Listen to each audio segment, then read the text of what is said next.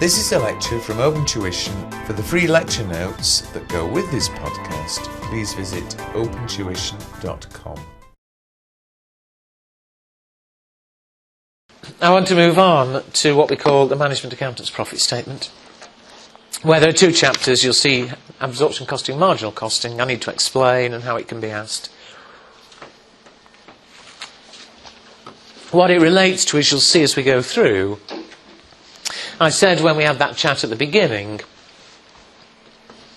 most companies tend to work out, to do some sort of profit statement, income statement, monthly. It's not a rule. It may be every month. It may be just every year. They tend to do it monthly so that they can keep check. If we're doing badly in January, how can we improve things for February? I also said, and you'll see, I'll make the connection shortly, that most companies do a budget, and one of the reasons for budgeting is if I've budgeted my profit will be 50,000 in January, if I find I only actually make 40,000, well, I want to know what's gone wrong so I can correct problems again. Okay? So, if you turn again straight to the example, page 46, example 1.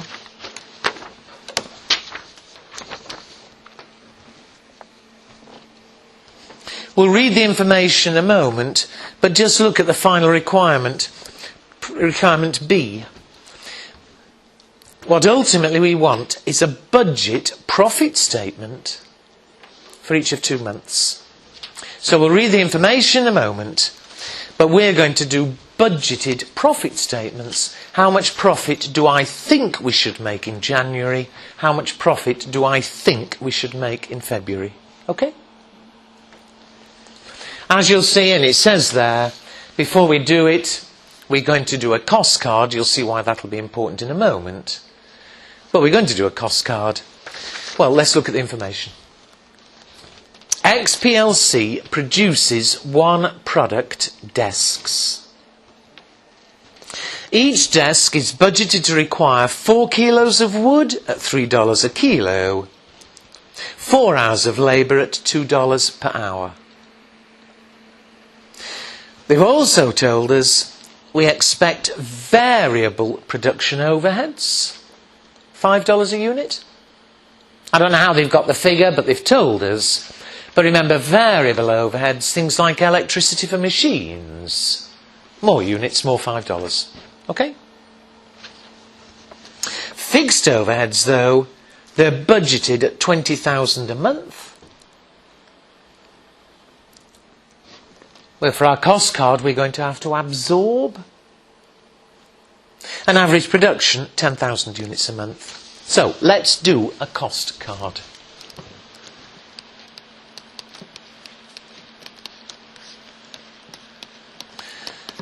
We've done several already, and here relatively easy, and in these sorts of questions it would be. But help me, I seem to be having a bad day reading figures, so you can spot my deliberate mistake. Materials. Where are we? 4 kilos of wood, $3 a kilo, $12.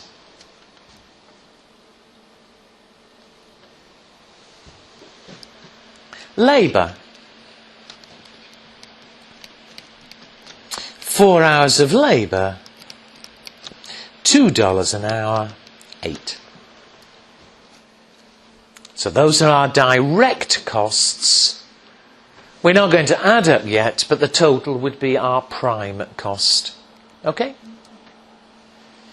We need to add on overheads. Well, as I said, I don't know how they actually calculated the figure, but it's not our problem. It says there are variable overheads.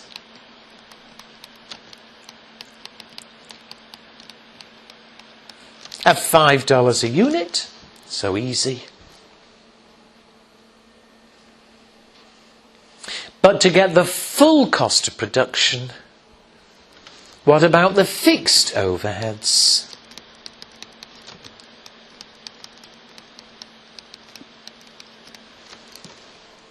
or whatever it is, whether it's rent or whatever, we've estimated it's 20,000 a month. But of course we need a cost per unit. Well, we don't need to do all that worrying about hours and things. We've only one product. And so surely there's no argument. If it's 20,000 a month, if on average we're producing 10,000 units a month, $2 a unit. So no tricks. We'll come to the rest of it later. But is everybody happy there? And so we estimate that the full cost per unit is it 27? Yeah. 12 plus, use your calculator, you Katerina. 12 plus 8 plus 5 plus 2. 27. All right? I'm looking for next Ignore next bit. selling price for One step at a time, you Katerina. Are we all happy how I've arrived at $27? Thank you. All right, one more bit of terminology. I think I've made the point often enough. The 1285, in theory, no problem. Here, no problem, we're given them. The fixed overheads, this absorbing was the problem. But the full cost there of 27 we call the absorption cost. It's either called the absorption cost or the full cost. You will see later some management accountants might do something different. But if you're ever asked for the absorption or full cost, it's materials, labour plus all the overheads. Okay? Also remember, please, those are all estimates. I said before, think about real life. You'll need to estimate the cost before you can quote a selling price. You'll need to quote a selling price from day one. You can't wait until later. Okay? All right, well, although that is the cost card, we'd be silly not to write down. It says below, the selling price is fixed at $35 a unit.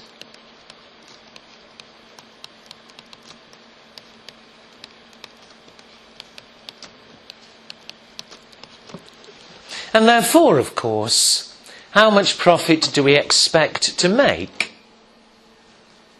Well, check me on your calculator, but I think we expect a profit per unit of $8.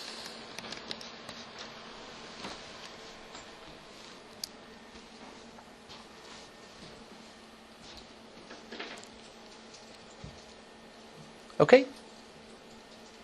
Now that's fine.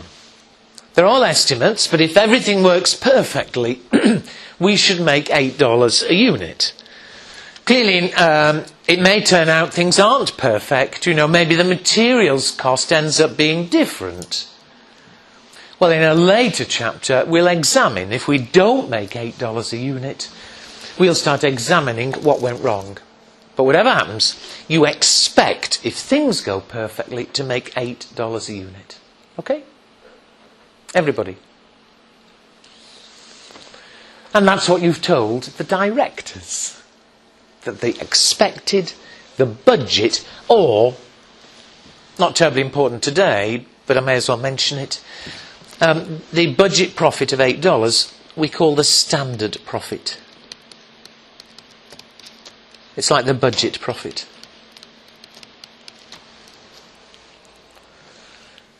That's it, the word doesn't matter really today, but I'd be silly not to mention it. It becomes more important next time.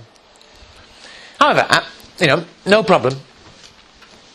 It's only budget I appreciate, but if things go according to plan, we will make $8 a unit profit.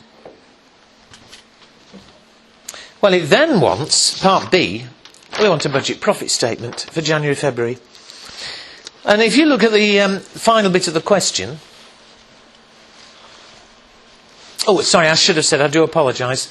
When I say standard profit, appreciate this is the gross profit. It does say that there are some selling costs involved. They're rarely mentioned in the exam, but we will deal with them here. I'll worry about them when I come to them. But whenever we talk about the standard profit, we are talking about the gross profit, the selling price less the cost of making them. Okay? Everybody?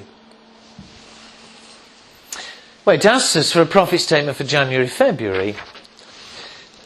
And it says, January, now this is our first month, we expect to produce 11,000 units and sell 9,000.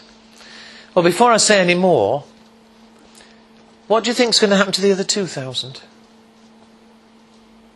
If we produce 11,000 and only sell 9, what will happen to the other 2? Inventory. Thank you, yes. We're going to assume we don't throw any away. We're going to have inventory left at the end of the month. All right? Tell me again. Also tell me, please, if we sell 9,000 units, you don't need to write this bit down.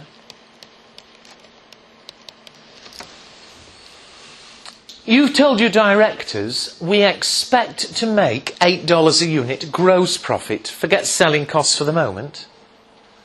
You've told your directors these units are going to cost us 27, we'll sell for 35, we'll make $8 a unit profit. The directors surely, they're going to say, well, if we sell 9,000 units, surely we should make 72,000 profit. Surely. I mean, you can't argue with me. That's what your directors are going to expect. You've told them it's $8 a unit profit. If we sell 1,000, it should be 8,000. If we sell 9,000, it should be 72,000, etc. There is, in fact, a little problem. Even if things go perfectly, and we'll assume for the moment things are perfect, i.e., we'll assume that estimate's correct. We really do pay $12 for materials. We really do pay $8. We really do pay 20,000. But even if things do go perfectly, we won't make a gross profit of 72,000. And let me show you why. This is January. Let's write up a profit statement.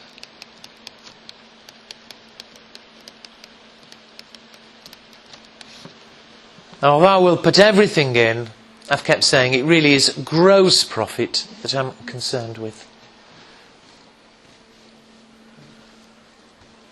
Now, watch me carefully, even though, as you'll see, you're unlikely to be writing the full statement out yourself. We remember we're doing budgets. First of all, the profit is sales less the cost of sales. So, how many are we expecting to sell in January? I'm expecting to sell 9,000 units. We're budgeting on a selling price of $35 a unit. And so we're expecting revenue of, you better check me, I think 315,000. No tricks, do we all agree?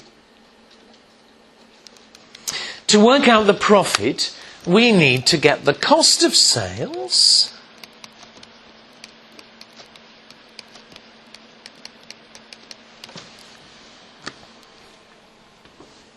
and the cost of sales, what I'm going to do, I want to know the cost of the 9,000 I sell. Well, a proper profit statement, we'll write down the cost of the 11,000 I'm going to make. and then subtract the cost of the 2,000 that are left in inventory. Sensible? So, let's write down what we would expect. First of all, the production. Remember, we're producing 11,000 units. And according to my cost card, each unit should cost me $27 to make. Agreed? Well, I'll do each bit separately, but that 27, it should be $12 for materials, 8 for labour, 5 for overheads, 2 for fixed overheads. So let's do it. Materials. Help. I've forgotten already. What was the unit cost? 12. So 11,000 units at 12. We're expecting to spend 132,000. Labour. Was the cost per unit 8? So if I produce 11,000, we expect to spend, you all with me, 88,000? All I'm doing is using cost card figures. Variable overheads. Cost card says we should be spending $5 a unit. 11,000 is 55,000. And finally, fixed overheads. Be patient with me, but what does the cost card say? Was it $2 a unit? And so at $2 a unit, that should, 22,000 units is 22,000? Sorry, 11,000 units. And so, the cost of the 11,000 units I produce should be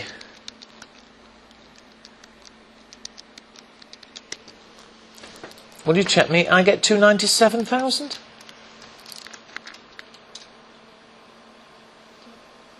And of course, I could actually have written that straight down because I'm making 11,000 units. From the cost card, the total cost, I've forgotten again, was it $27? And so, of course, 297. However, that's the cost of the 11,000 I'm producing. To get the cost of the 9,000 I'm selling, we'll subtract the closing inventory. We produced 11.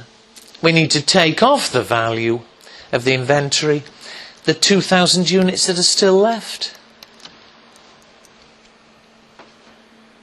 And how much per unit? From the cost card, 27. So subtract 2,000 at 27 is 54,000. The cost of sales, therefore, is 243,000.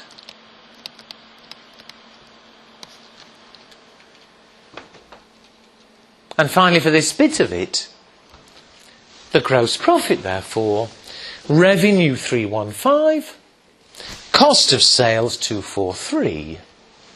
The difference comes to 72,000. And of course, that's exactly what I got before. If all I'd wanted to know was the total, then what I've just done is a bit of wasting time. I could have written straight down, as I did at the beginning, the sales are 9,000 units. The standard profit was $8 a unit. 72. Now, we're not there yet, and some of you may be worried about one thing, but is everybody clear where I've got the numbers from? Everybody? Ekaterina? Yes. I've got to show you this. Again, in the exam, because it's ticking boxes, you in fact won't be writing all that down. If I said to you, what's the profit going to be? Clearly, to write all that down is wasting time. You could have put 72 straight away. However, there is a problem. I know we've yet to deal with selling costs, but still forgetting them for the moment. Can somebody tell me why won't... Sorry. Yes, even if everything goes perfectly, you know, we really do sell for 35, we really do pay that much for materials and so on. Why, in fact, am I not really expecting 72,000 profit at all? Can anyone tell me? Yes. Because assuming I'm doing a budget, remember, and fair enough, I'm budgeting on that selling price, that much revenue. I'm budgeting on those costs, that much cost. But the problem is, I don't think the fixed overheads will be 22,000 at all. The question says, I'm expecting fixed production overheads at 20,000 a month. Does it not? And yet I've put in 22. Now you all saw where the 22 came from. The 22, the cost card said $2, 11,000 units at 2 is 22. You saw where the figure came from. But of course I don't expect to be spending 22 at all. Fixed costs should stay fixed, and if I've budgeted on spending 20, I expect to spend 20. All right? The other's fine. If you make more units, you expect to spend more on materials, $12 per unit, no problem. But fixed costs, I say again, I don't expect to spend 22 at all. Do you all agree with me? I expect to spend 20 because the question says so. And so it may look very funny, I'll tell you why we do this in a moment. But to get the correct figure, you all saw how I got 72. But we then make an adjustment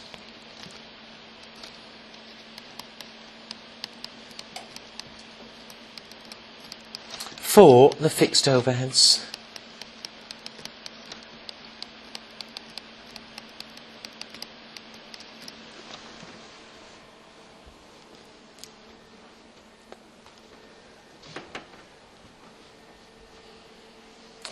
And what we do, let me write it out in full.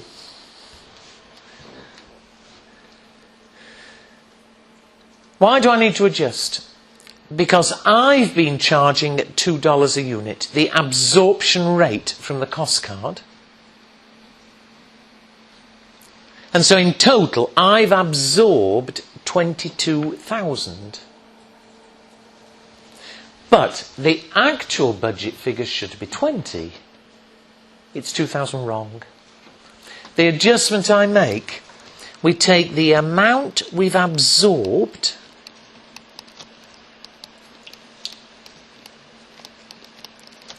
$22,000. That's the amount we've charged at $2 a unit. We compare it with the budget total.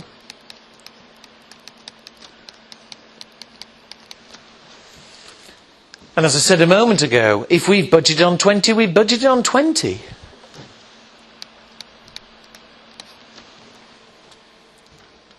And we say, right, the figure we've got for fixed overheads is wrong by 2,000.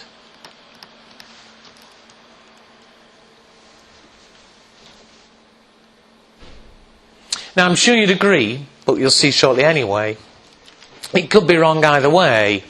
The figure we've got might be higher than it should be as it is here.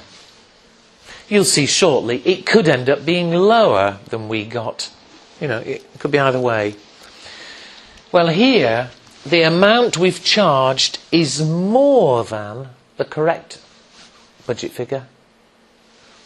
We say we have over-absorbed. We've overcharged.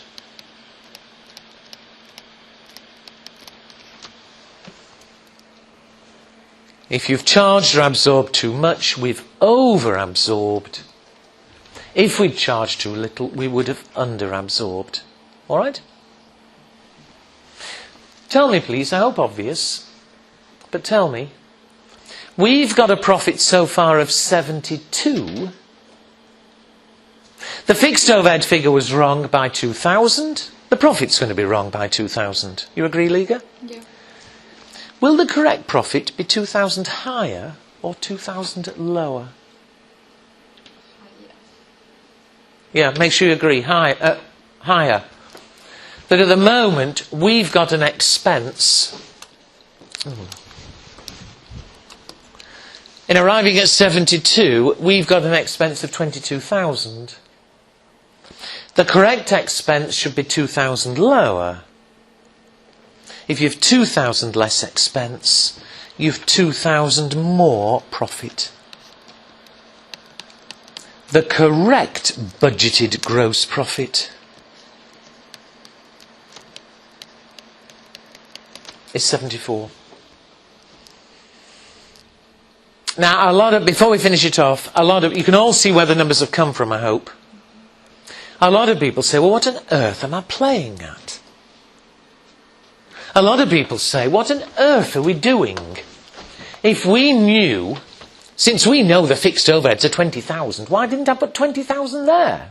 Why did I put 22 and then say the answer's 2,000 different? Yeah? Hello? Did anybody hear what I just said? Yeah. Why? I'm about to tell you why. Financial accountant wouldn't do that, obviously. Financial accountant doesn't put one figure in and then change it later. They put what you spent. But the reason we do it this way is for two reasons. One is, I say again, you agreed with me at the very beginning. You did those costings on what you expected to happen. You've told your managing director we should be making $8 a unit profit. And you said right from the beginning, any normal managing director is going to say, right, that's what we should get. If we sell 9,000, we should make 72.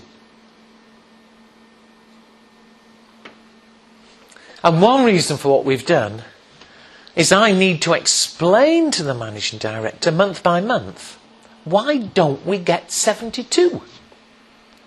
And of course, the reason we don't get 72,000 here is that the fixed overheads, in a sense, were wrong. We got $2 a unit, assuming we'd produce 10,000. In actual fact, this month we produced 11,000. Surely that means the fixed overheads are actually a little bit less, the profit's a little bit more. Would you agree? Everybody. So that's one reason for doing it. You're telling the managing director, okay, we would have been expecting $8.72. However, this month we produced more than budget. Fine. We had to make that adjustment. We're actually expect to make 74,000. All right? The other reason for doing it, and listen carefully, is this.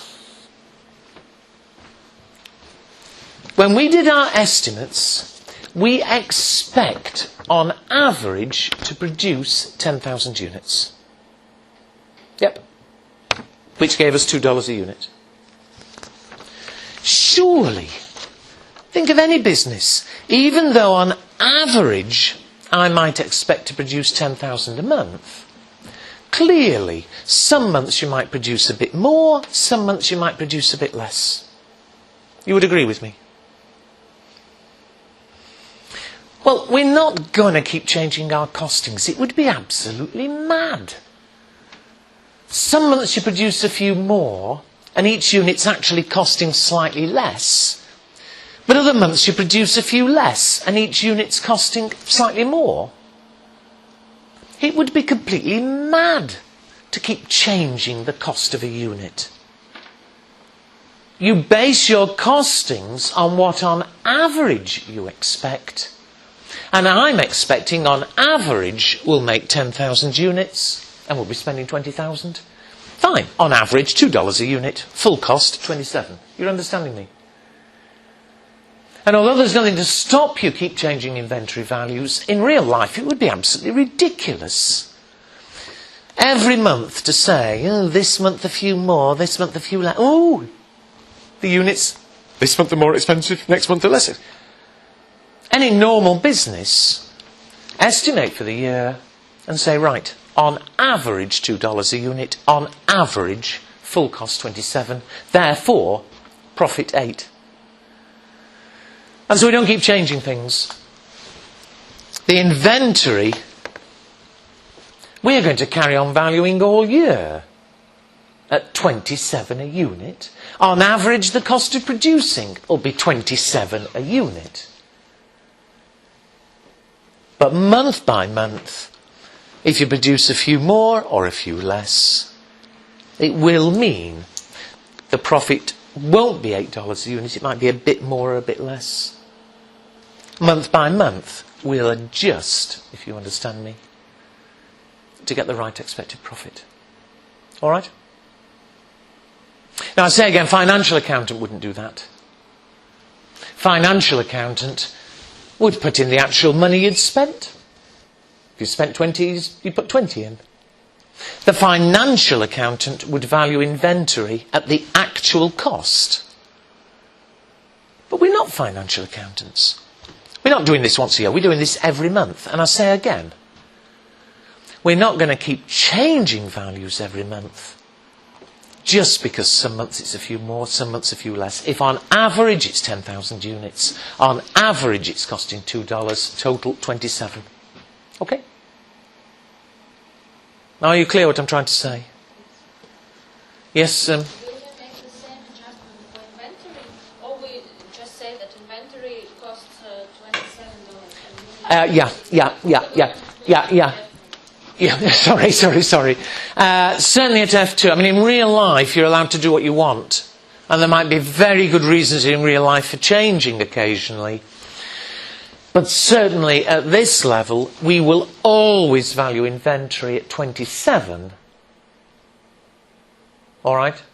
The standard cost, the budget cost, based on the average we expect over the year. All right? So even though some months more, some months less, I think you saw my point before, to keep changing the value of inventory is going to be a bit silly. We will value at 27 every month. Financial accountant might do different. Discuss that problem later. But I am not a financial accountant. I don't care what they do. Okay? Everybody. Now, I have to show you the full statement to make sense rather than just give you a rule. To give you a rule is silly. I mean, I hope you've seen the problem. You saw what I did there and therefore why I needed to change. In the exam, I'll tell you precisely how they ask it in a minute. But if all I'd said to you for this question, what gross profit do you expect? Well, to have gone through all of that would be right, but we're wasting time. Surely you could have written it almost straight down. It's $8 a unit. But then this adjustment. You with me? But again, to have just written that as a rule, it's not clear why we're doing it. Having done the full statement, I hope everybody is clear why I needed that adjustment. Okay? All right, that gives us gross profit, and usually in the exam, on this bit of it, that's all we're ever concerned with. However, for completeness here, I did give you information about selling costs. Well, that bit's easy. Surely the final profit, you'll subtract your selling costs. And here, even if they did bring it in, there'll be no tricks. Because what does it say? I don't know, because I've lost the question. Here it is. It says there is a variable selling cost of $1 a unit and fixed selling costs of $2,000 a month. Well, variable. It's $1 a unit, but I think fairly obviously, but make sure. Since it's a selling cost, it'll be $1 for every unit we sell. Would you agree? So how many units am I selling in January? Was it 9,000?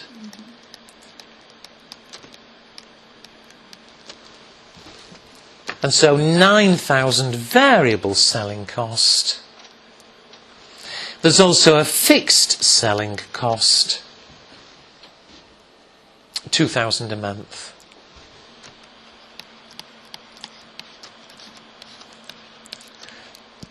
And so though, as I say, it's unlikely to be relevant, even if it is there, there's no problem. We end up with a net budgeted profit of what? 74 less 11. Is it 63,000?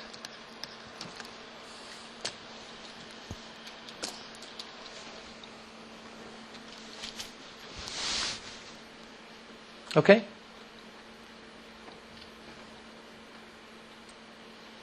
However, there is no problem there. The problem with gross profit was really because of inventory, that we're valuing the inventory at the full cost of production, the 27. The selling cost didn't come into our inventory or our cost of goods sold. Okay? So, I know it looks a bit funny. We're going to do another month to make sure, and then I will write it as a rule. You know, in the exam, the exam's not the place to think, you know. You've got to learn the rule and just apply it. You don't think, why am I doing it? But it's awful to have a rule without any understanding. I hope, however funny it looks, I hope you see the point. On average, we do expect to make $8 a unit. Clearly, it may turn out that all the the estimates were wrong. That's a separate problem, and we'll worry about that in a later chapter. But assuming all our estimates are right, we do expect to make $8 a unit, on average. It's just this problem. Some months you produce more, some months you produce less. It affects the absorbing. We keep it to $8. But then make that adjustment each month, depending on whether we're producing more, whether we're producing less. Okay?